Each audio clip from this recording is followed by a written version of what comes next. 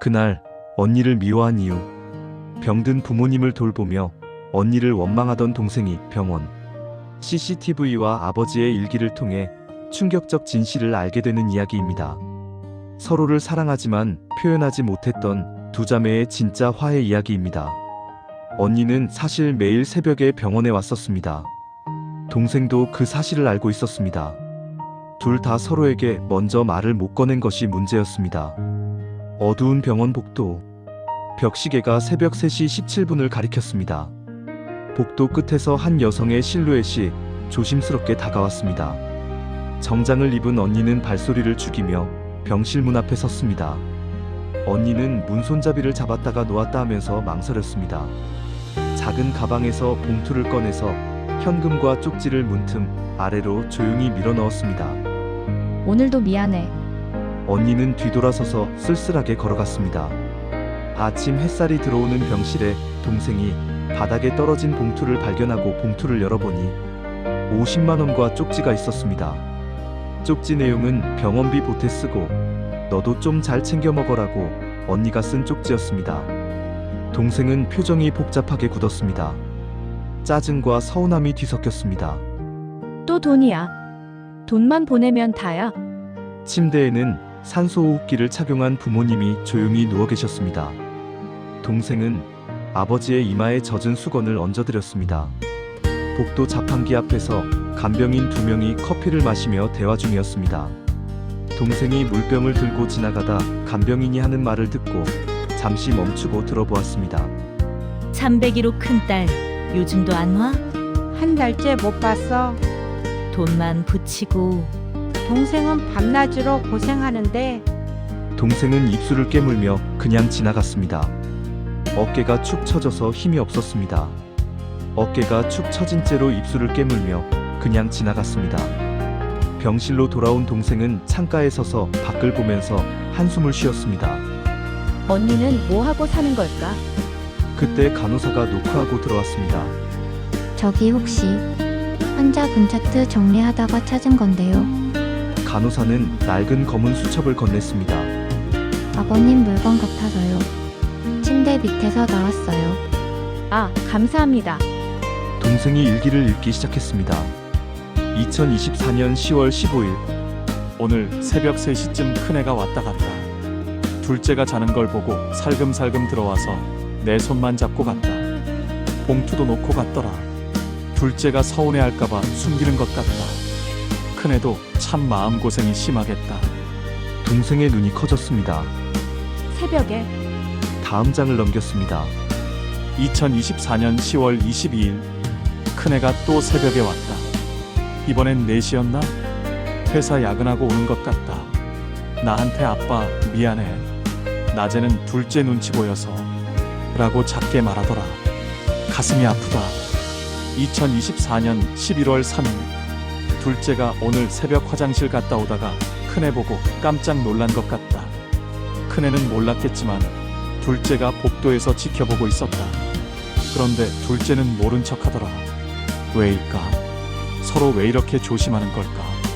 동생의 손이 떨렸습니다. 숨이 막혔습니다.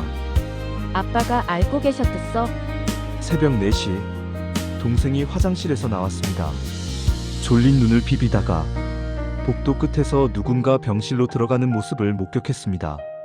언니, 동생은 몰래 복도 끝까지 따라가서 살짝 열린 병실 문틈으로 봤습니다. 언니가 아버지 침대 옆에 무릎 꿇고 앉아서 아버지의 손을 두 손으로 감싸고 있었습니다. 언니의 어깨가 떨고 있었고 울고 있었습니다. 아빠 미안해요. 낮에 오면 동생이랑 또 싸울 것 같아서. 나 정말 못난 딸이에요. 동생은 그 모습을 보며 뭔가 말하려다 입을 다물었습니다. 천천히 뒤로 물러나서 병실로 돌아가 침대에 누워 눈을 감았습니다. 눈물이 났습니다. 현재로 돌아왔습니다. 동생은 일기를 가슴에 안고 주저앉았습니다. 나도 알고 있었어. 그런데 왜 말을 못했을까? 다음 장을 넘겼습니다. 2024년 11월 10일 둘째가 아침에 큰애가 놓고 간 봉투를 발견했다. 표정이 복잡하더라. 또 돈이냐고 중얼거렸다.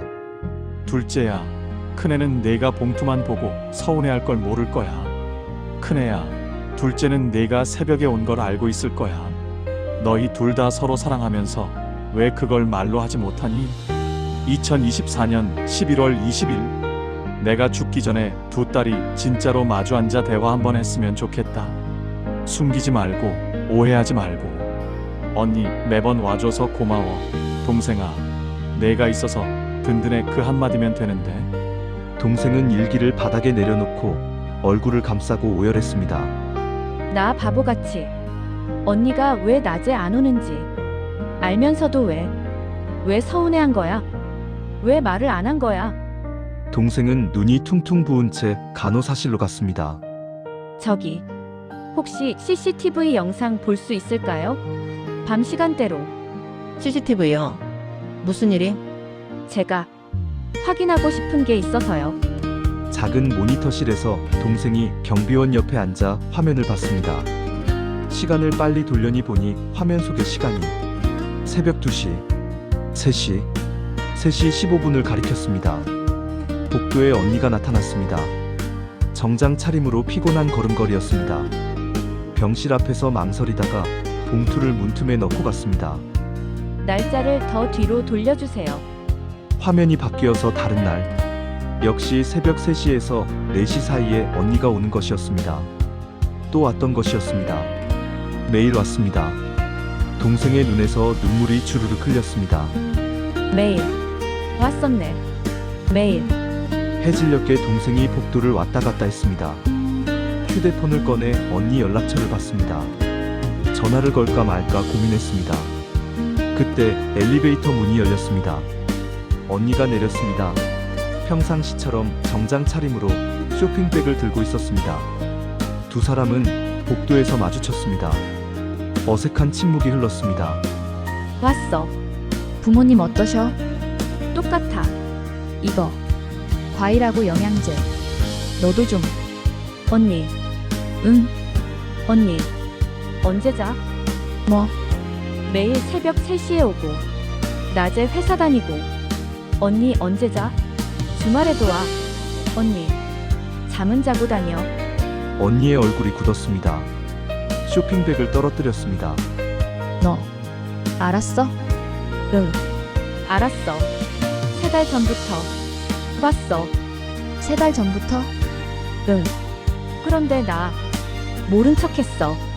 왜냐면 말을 잇지 못했습니다. 눈물만 흘렸습니다. 왜? 언니가 먼저 말해주길 기다렸어. 동생아, 나 사실 매일 왔었다고. 숨기지 말고 나한테 직접 말해주길. 나는 내가 서운해할까봐. 낮에 와서 또 싸우고 그럴까봐. 네가 나 싫어할까봐. 싫어하지 않아. 한 번도. 나 언니 정말 고마웠어. 그런데 우리 왜 이렇게 됐을까? 두 사람은 병실로 들어갔습니다. 나란히 아버지 침대 옆에 앉았습니다. 나 사실 무서웠어. 네가 언니는 돈만 보내고 안 온다고 생각할까봐. 그래서 차라리 숨는 게 나을 것 같았어. 나도 무서웠어. 언니한테 고맙다고 말하면 내가 약해 보일까봐. 내가 혼자 못하는 것 같아 보일까봐. 언니 미안해. 그냥 솔직하게 말할걸. 나도 미안해. 알면서도 말 안 한 거. 침묵이 흐른 뒤 두 사람은 눈물을 흘렸습니다. 동생아, 너 매일 밤 혼자 간호하는 거 알아? 엄마한테 들었어. 얼마나 힘들어. 언니도 회사에서 대출 받아서 병원비 내는 거 아빠 일기에서 봤어. 아빠가 일기에? 동생이 일기를 꺼내 언니에게 건넨다. 언니 떨리는 손으로 펼쳐 읽는다. 너희 둘 다 최선을 다하고 있어. 큰애는 큰애 방식대로, 둘째는 둘째 방식대로. 표현이 서툴러서 그렇지 둘 다 서로를 사랑하고 있다는 걸 아빠는 알아. 제발 오해하지 말고 숨기지 말고 서로에게 말을 해라. 고맙다, 사랑한다, 힘들다. 그 말 한마디가 얼마나 중요한지. 일기를 덮는다. 두 손으로 얼굴을 감싸았습니다. 아빠 우리가 바보같이 언니 이제 말하자. 숨기지 말고. 응. 그래. 동생아 고마워. 정말 고마워. 언니도 고마워. 정말. 두 사람은 서로를 꽉 껴안고 울었습니다. 부모님 침대 사이에서 한밤중에 두 자매가 나란히 간이 침대에 누워 천장을 봤습니다. 동생아. 응. 내일부터 낮에도 올게. 회사에 휴직 신청했어. 언니, 그럴 필요 없어. 나 괜찮아. 아니야. 나도 곁에 있고 싶어. 엄마 아빠랑 너랑. 그래 같이 있자. 같이 밥도 먹고 같이 간호하고. 응. 그리고 언니 힘들면 힘들다고 말해. 너도. 약속. 약속. 두 사람은 새끼손가락을 걸어 약속했습니다. 창밖으로 달빛이 들어왔습니다.